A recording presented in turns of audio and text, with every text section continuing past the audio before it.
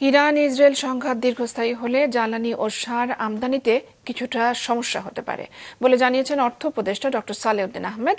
দুপুরে সরকারি ক্রয় সংক্রান্ত উপদেষ্টা পরিষদের বৈঠক শেষে বেরিয়ে যাওয়ার সময় সাংবাদিকদের একথা বলেন তিনি।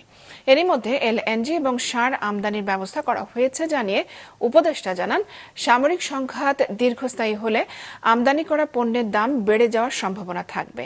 অন্যান্য দেশের মতো আমাদের দেশও তখন কিছুটা চাপে পড়বে। আমরা অবজার্ভ করছি যে গ্যাস প্রাইস বা এলএনজি প্রাইস যদি বেড়ে যায়, এটা উইল টেক কেয়ার অফ। আজকে যেটা দিলাম ওটা ওল্ড প্রাইসে ওরা কোট করেছে, ভাগ্য ভালো যে ওই প্রাইসে আমরা পাবো আপাতত। বাট আমরা অবজার্ভ করছি যদি যুদ্ধটা বেশি দিন চলে, এটা এফেক্ট যদি হয়, তখন আমাদের উপর একটু প্রেশার পড়বে।